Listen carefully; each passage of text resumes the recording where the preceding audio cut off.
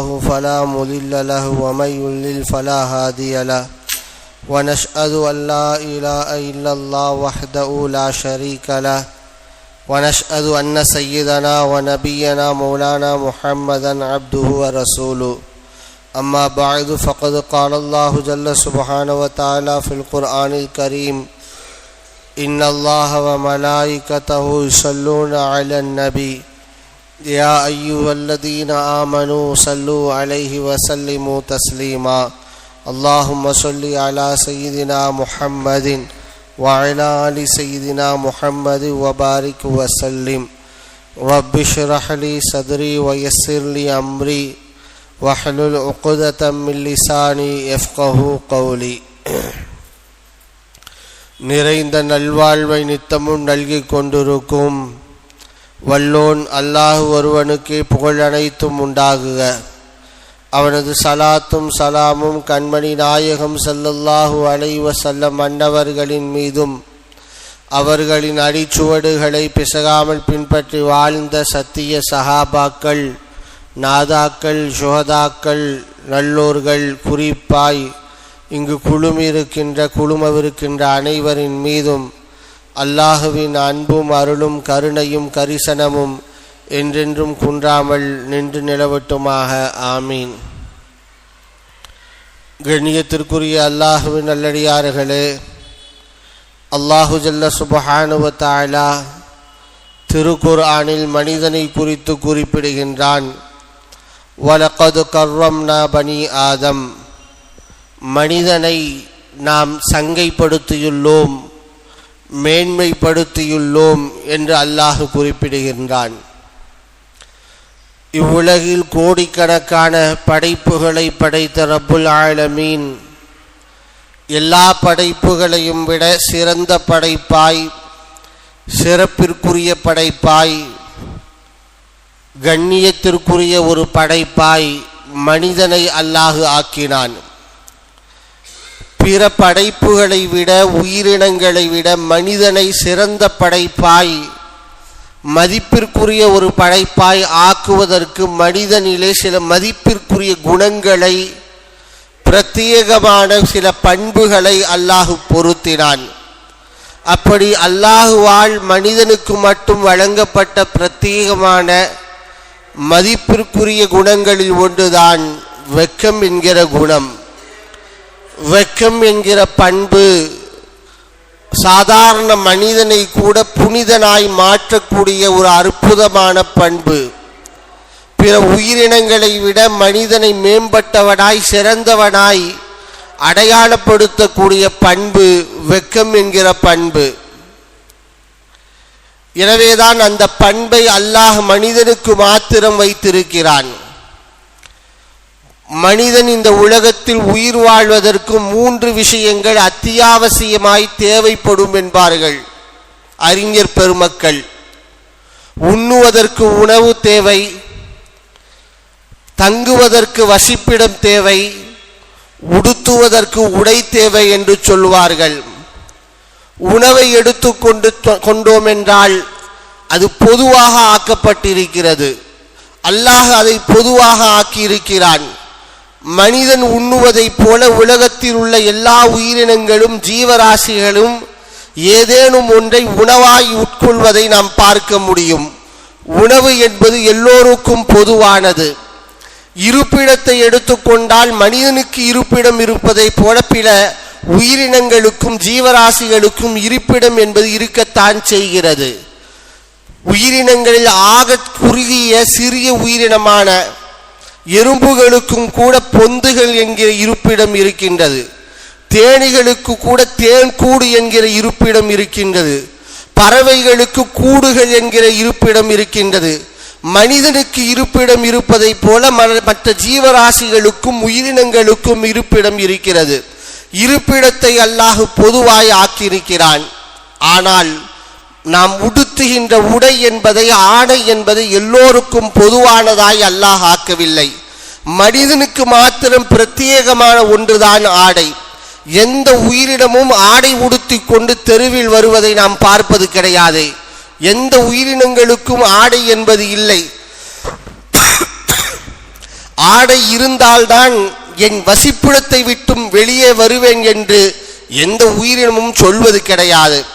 ஆனால் மனிதன் அப்படி அல்ல. ஆடை இல்லாவிட்டால் இருக்கின்ற வீட்டை விட்டு வெளியே வரமாட்டான். ஏன், தான் உடுத்திருக்கின்ற உடைகள் கொஞ்சம் அகன்று தன்னுடைய மறைவிடல் வெளிப்பட்டு விட்டால் கூட பதறி போய் அதை மறைத்துக் கொள்வதுதான் மனிதனுடைய இயல்பு. குர்ஆனில் அல்லாஹ் ஆதம் அவ்வா அலைஹிஸ்ஸலாம் அவர்களை குறித்து குறிப்பிடுவான். ஃபலம்மா தாக்கா ஷஜரா பதத் லஹுமா சவ்ஆத்துஹுமா வதக்ஃபிகா யக்ஸிஃபானி அலைஹிமா மின் வரக்கில் ஜன்னா. ஆதம் அலைஹிஸ்ஸலாம் அவர்களை பார்த்து அல்லாஹ் இந்த மரத்தினுடைய கனியை சாப்பிடாதே என்று அல்லாஹ் தடுத்தான். ஷைத்தானுடைய சூழ்ச்சியில் அகப்பட்டு ஆதமும் அவ்வாவும் அந்த அல்லாஹ் தடுத்த மரத்தினுடைய கனியில் இருந்து சாப்பிட்டு விட்டார்கள். சாப்பிட்டு முடித்ததும் அல்லாஹ் கொடுத்த முதல் தண்டனை, அவர்கள் உடுத்திருந்த உடைகள் எல்லாம் அல்லாஹ் அகற்றினான். அவருடைய மறைவிடங்கள் எல்லாம் வெளிப்பட்டது. மறைவிடங்கள் வெளிப்பட்ட போது அவ்விருவரும் என்ன செய்தார்கள்? தஃபிகா யக்ஸிஃபானி அலைஹிமா மின் வரக்கில் ஜன்னா. சுவனத்தினுடைய மரங்களின் கிளைகளை இலைகளை பறித்து தங்கள் மேனியில் போர்த்தி கொள்வதற்கு துவங்கினார்கள் என்று திருக்குர்ஆன் பேசுவதை பார்க்கிறோம். மனிதன் ஆடையின்றி ஒருபோதும் இருக்க மாட்டான். தன் மறைவிடத்தை அடுத்தவர்களுக்கு காண்பிப்பதற்கு விரும்ப மாட்டான். எனவே மனிதனுக்கு மாத்திரம் பிரத்யேகமாய் அல்லாஹ் கொடுத்ததுதான் உடை. ஏன், அவனிடத்தில் இருக்கக்கூடிய வெக்கம் என்கிற சுபாவம். மனிதன் இயற்கையாகவே வெக்கம் என்கிற குணநலத்தோடு படைக்கப்பட்டிருப்பதினால், அந்த குணம் பிற உயிரினங்களிடத்தில் இல்லாததினால் ஆடை என்கிற ஒன்றை மனிதனுக்கு மாத்திரம் சொந்தமானதாகவும் பிற உயிரினங்களுக்கு தேவையற்றதாகவும் அல்லாஹ் ஆக்கியிருப்பதை இந்த உலகத்தில் பார்க்க முடிகிறது. வெக்கம்தான் நம்மையும் பிற உயிரினங்களையும் பிரித்து காட்டக்கூடிய வேறுபடுத்தி காட்டக்கூடிய ஒரு மிக முக்கியமான அம்சமாக இருக்கும். மனிதனிடத்தில் இருக்கக்கூடிய இயற்கை குணம் வெக்கம் என்பது. இயற்கை குணம் மாத்திரமல்ல, இஸ்லாத்தினுடைய பண்பு வெக்கம், ஈமானின் அடையாளம் வெக்கம், ஈமானின் குணம் வெக்கம். நபிகள் நாயகம் ஸல்லல்லாஹு அலைஹி வஸல்லம் ஒரு ஹதீஸில் இப்படி சொன்னார்கள், லிகுல்லி தீனின் ஹுலுகுன் வ ஹுலுகுல் இஸ்லாமி அல் ஹயா. ஒவ்வொரு மதத்திற்கும் ஒரு பண்பு இருக்கிறது. ஒவ்வொரு மதத்துக்கும் ஒரு இயற்கையாய் ஒரு குணநலம் என்பது இருக்கிறது. இஸ்லாத்தினுடைய குணநலம் என்பது, இஸ்லாத்தினுடைய பண்பு என்பது வெக்கம் என்றார்கள் ஸல்லல்லாஹு அலைஹி வஸல்லம். இன்னொரு ஹதீஸில் பெருமானார் இப்படி சொன்னார்கள், வெக்கமும் ஈமானும் ஒன்றுக்கொன்று இணைந்திருக்கக்கூடிய வஸ்துக்கள், ஒன்றை விட்டும் இன்னொன்று பிரியாது. ஃபைதா ருஃபிய அஹதுமா, ஒருவேளை இரண்டில் ஒன்று நீங்கிவிட்டால் ருஃபியல் ஆகர், மற்றொன்றும் போய்விடும். யாரிடத்தில் வெக்கம் இல்லையோ அவரிடத்தில் ஈமான் இருக்காது என்ற அர்த்தம். யாரிடத்தில் ஈமான் இல்லையோ அவரிடத்தில் வெக்கம் இருக்காது என்ற அர்த்தம். அந்த அளவிற்கு ஒன்றுக்கொன்று இறைந்த வஸ்துக்கள் தான் வெக்கமும் ஈமானும் என்பது. வெக்கம் ஈமானினுடைய அடையாளங்களில் ஒன்று என்று மார்க்கம் சொல்கிறது. இப்னு உமர் ரலியல்லாஹு அன்ஹு அவர்கள் சொல்கிறார்கள், ஒரு சமயம் ஸல்லல்லாஹு அலைஹி வஸல்லம் அவர்கள் வழியிலே சென்று கொண்டிருந்த போது ஒரு அன்சாரி தோழர் தன் சகோதரனை கண்டித்து கொண்டிருக்கிறார். எப்பொழுது பார்த்தாலும் நீ வெக்கப்பட்டுக்கிட்டே இருக்க, எதற்கெடுத்தாலும் வெக்கப்படுகிறாய். இந்த வெக்கத்தினால் தான் நிறைய பலன்கள் உனக்கு கிடைக்காமல் போய்விட்டன, நிறைய நன்மைகளை நீ இழந்து நிற்கிறாய். எனவே இனிமேல் ஒருபோதும் வெக்கப்படாத, வெக்கத்தை விட்டுவிடு என்பதாய் ஒரு அன்சாரி தோழர் தன் சகோதரருக்கு சொல்லி கொண்டிருப்பதை அவ்வழியை சென்ற நாயகம் பார்த்து விட்டு சொன்னார்கள், தஅஹு ஃபஇன்னல் ஹயா மினல் ஈமான், அவரை விட்டுவிடு, வெக்கப்படாதே என்று சொல்லாதே. காரணம், வெக்கம் என்பது ஈமானுடைய பண்பாக, ஈமானுடைய அம்சமாக இருக்கிறது என்று நபி ஸல்லல்லாஹு அலைஹி வஸல்லம் அவர்கள் அந்த சஹாபிக்கு சொன்னதை பார்க்கலாம்.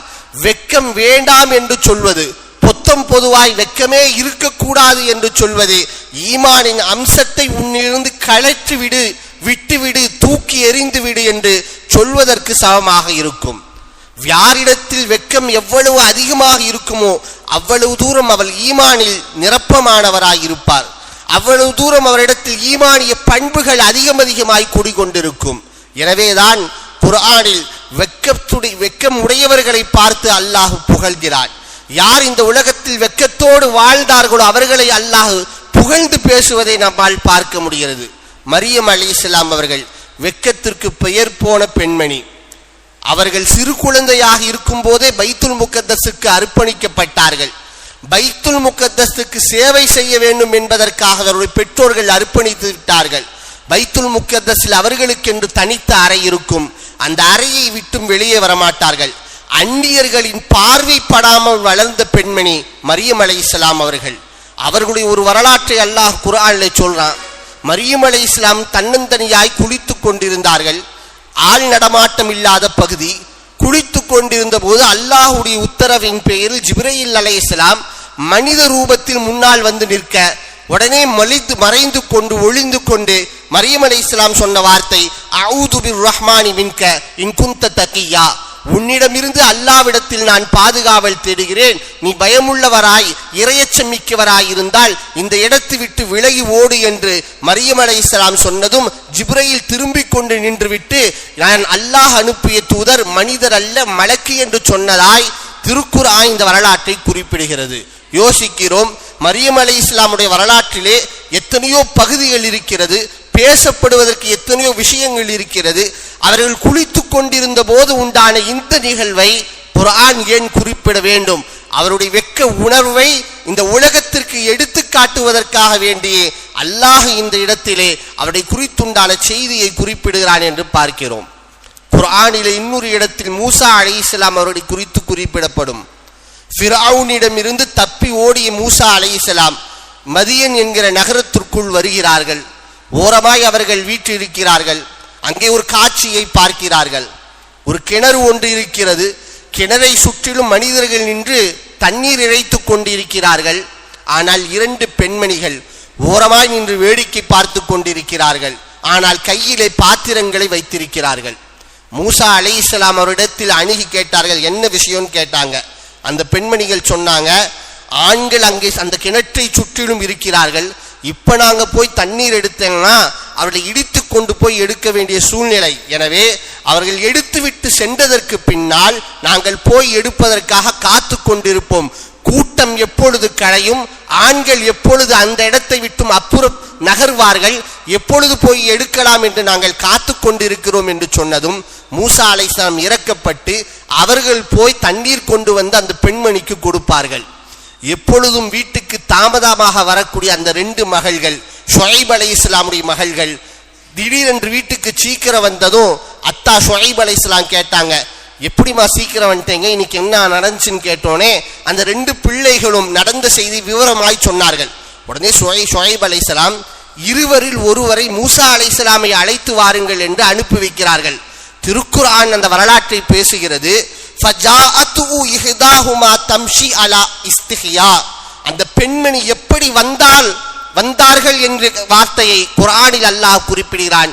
அந்த இருவரில் ஒரு மகள், ஒரு பெண்மணி வெக்கத்தோடு வந்தார்கள், வெக்கத்தின் மீது நடந்து வந்தார்கள் என்று குர்ஆனில் அல்லாஹ் குறிப்பிடுகிறான். வெக்கப்பட்டு கொண்டு வந்து மூசா அலைஹிஸ்ஸலாம் இடத்தில் பேசினார்கள். சொன்னார்கள், என் தந்தை உங்களிடத்தில் அனுப்பி வச்சிருக்கிறாங்க, என் தந்தை உங்களை அழைக்கிறார், எங்களுக்கு தண்ணீர் புகட்டியதற்கு உங்களுக்கு உபகாரம் செய்வதற்காக அழைக்கிறார் என்று சொன்னதும் மூசா அலைஹிஸ்ஸலாம் என்ன சொன்னாங்க தெரியுங்களா? சரி வரேன், நான் வரேன், ஆனா ஒரு நிபந்தனை, பெண்ணுக்கு பின்னால் நான் வரமாட்டேன். ஒரு பெண் முன்னால் செல்ல ஆணாகிய நான் பின்னால் வருவது என்பது சரியல்ல, பெண்ணுடைய பிற்பகுதியை பார்க்க நேரிடும். எனவே நான் உங்களுக்கு முன்னால் செல்கிறேன், எனக்கு பின்னால் நீங்க வாங்க.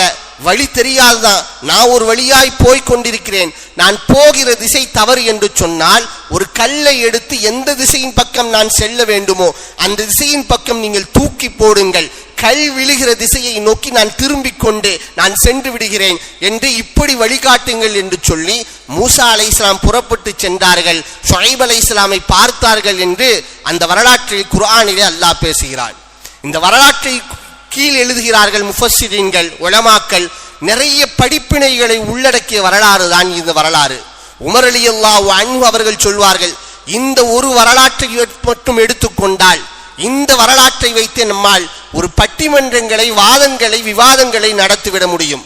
மூசா அலைஹிஸ்ஸலாமுடைய வெக்கம் சிறந்ததா அல்லது அந்த பெண்மணியுடைய வெக்கம் சிறந்ததா என்று நம்மால் ஒரு வாதம் விவாதம் நடத்தக்கூடிய முடியக்கூடிய அளவிற்கு இருவரும் ஒவ்வொருவருக்கொருவர் வெக்கத்தில் போட்டி போட்டுக் கொண்டார்கள் என்கிற செய்தியை உமர் ரலியல்லாஹு அன்ஹு சொல்வார்கள். வெறுமனே அந்த பெண்மணி வெக்கமுடையவர்களாக இருந்தார்கள் என்று மாத்திரமல்ல, ஆணாக இருந்த மூசா அலைஹிஸ்ஸலாம் கடைபிடிக்க வேண்டிய வெக்க உணர்வை அவர்களும் கடைபிடித்தார்கள் என்று எழுதுகிறார்கள் உலமாக்கள். இந்த வசனத்தின் கீழ் இப்படி எழுதி தருவார்கள், ஒரு அந்நிய பெண் அந்நிய ஆணோடு பேசக்கூடிய ஒரு சூழல் ஏற்பட்டால் எப்படி பேச வேண்டும் என்பதற்கு மிகச்சிறந்த சான்று இந்த வசனம் என்று எழுதப்படுகிறது.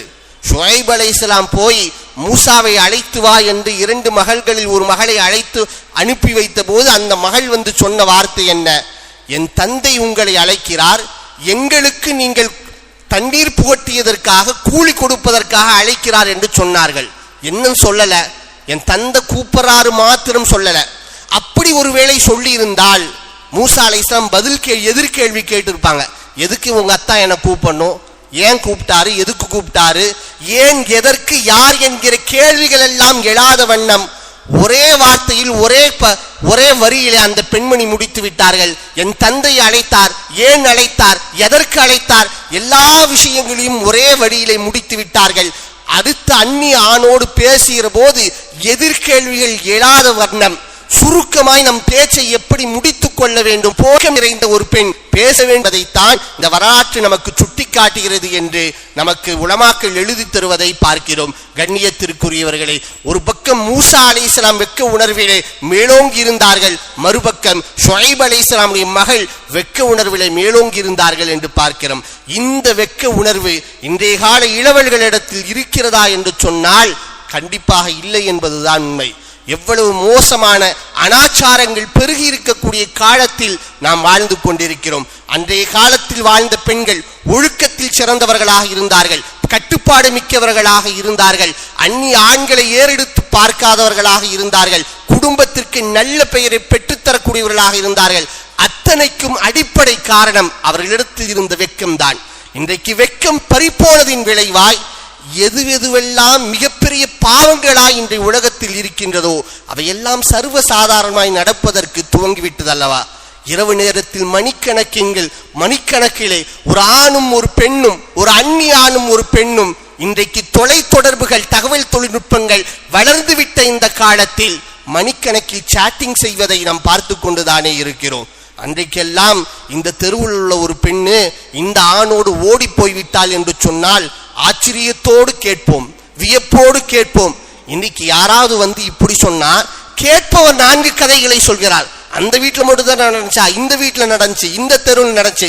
வீட்டுக்கு வீடு வாசப்படி என்பதை போல் தெருக்கு தெரு ஓடி போடக்கூடிய மோசமான கலாச்சாரங்கள் இன்றைக்கு பெருகி இருக்கிறது என்று சொன்னால் அதற்கு காரணம் வெக்கம் இல்லாமல் போனதுதான். வெக்கத்தில் குறைந்தவர்களாய் நம்முடைய இளவல்கள் மாறி போனதுதான் காரணம் என்பதை நாம் புரிந்து கொள்ள வேண்டும். அன்னை ஃபாத்திமா ரலியல்லாஹு அன்ஹா அவர்களும் அஸ்மா ரலியல்லாஹு அன்ஹா அவர்களும் பேசிக் கொண்டிருக்கிறாங்க. ஃபாத்திமா ரலியல்லாஹு அன்ஹா சோகமாய் மாறிவிட்டார்கள் பேச்சின் இடையிலே. அஸ்மா கேட்டாங்க, ஏன் ரொம்ப சோகமா மாறிட்டேங்க? ஃபாத்திமா ரலியல்லாஹு அன்ஹா சொன்னாங்க, என் மௌத்துக்கு பின்னால் நடக்கக்கூடிய ஒரு விஷயத்தை நினைச்சேன், நான் வருத்தமாய் ஆகிவிட்டேன் என்று சொன்னார்கள். என்ன நினைச்சீங்கன்னு கேட்டாங்க. என் மௌத்துக்கு பின்னால் என் ஜனாசாவை எப்படி எடுத்து செல்வார்கள் என்று நினைத்தேன், எனவே என் முகம் நான் கவலையில் ஆழ்ந்து விட்டேன் என்றார்கள். நாயகம் ஸல்லல்லாஹு அலைஹி வஸல்லம் காலத்தில் ஒரு ஆண் இறந்தாலும் ஒரு பெண் இறந்தாலும் அவர்களை கஃனிட்டு அப்படியே கரங்களால் தூக்கி செல்வார்கள். இன்றைக்கு இருப்பதை போல சந்தூக்கில் போட்டு தூக்கி செல்கிற வழக்கம் நாயகத்தின் காலத்தில் இல்லை.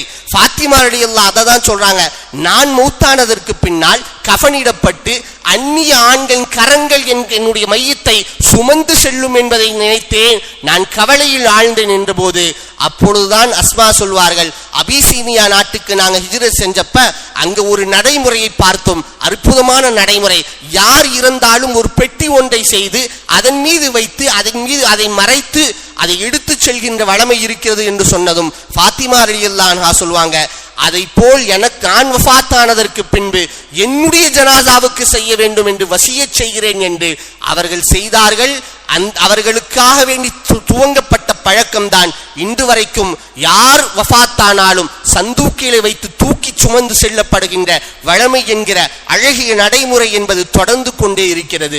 யோசிக்கிறோம், அன்னை ஃபாத்திமா ரலியல்லாஹு அன்ஹா வாழுகிற காலத்தில் தன்னை அந்நியர்கள் பார்த்துவிடக் கூடாது என்பது மட்டுமல்ல, அந்நியரின் கலன் என் மீது பட்டுவிடக் கூடாது என்பது மட்டுமல்ல, என் ஜனாசாவில் கூட அந்நியர்களின் கரம் பட்டுவிடக் கூடாது, என் உடல் அமைப்பை அந்நியர்களின் பார்வை பட்டுவிடக் கூடாது என்று எண்ணினார்கள் என்றால் வெட்கத்தில் எவ்வளவு தூரம் மேலோங்கி இருப்பார்கள் என்று யோசிக்க வேண்டும். அந்த வெட்க உணர்வு இன்றைக்கு ஈடுபட்டு போனதின் விளைவாகத்தான் அசிங்கங்களாய் எதுவெல்லாம் இருக்கிறதோ, ஆபாசங்களாய் எவைகளெல்லாம் இருக்கிறதோ அவைகளெல்லாம் அழகானதாய் காட்சி தருகிறது. வெட்க உணர்வு ஈடுபட்டு போனால் பெருமானார் சொன்னார்கள், ஒரு மனிதன் எதை வேண்டுமானாலும் செய்ய துவங்குவான் என்றார்கள். எதை வேண்டுமானாலும் செய்ய துவங்குவான் என்றால் என்ன அர்த்தம்? அசிங்கங்களை கூட அழகை போல செய்வான். எது அவமானமாய் இருக்கிறதோ அதை கூட ஆடம்பரம் நினைத்து நல்லது என்று நினைத்து செய்ய துவங்கி விடுவான். பெரும் பெரும் பாவங்களாய் இருப்பதை கூட ஈயை போல குசுவை போல எண்ணி அதை சர்வசாதாரணமாய் மனிதன் செய்ய துவங்கி விடுவான். வெட்கம் எடுப்பட்டு போனதின் விளைவுதான் இன்றைக்கு உள்ள கலாச்சார சீரழிவுகள் என்பதை புரிய வேண்டும். எல்லாமல்ல அல்லாஹு ஜல்ல சுப்ஹானஹு வ தஆலா ஈமானின் கிளையாய் இருக்கக்கூடிய அம்சமாய் இருக்கின்ற வெட்க உணர்வை நமக்கும் நம் பிள்ளைகளுக்கும் கொடுத்தருள் புரிவானாக.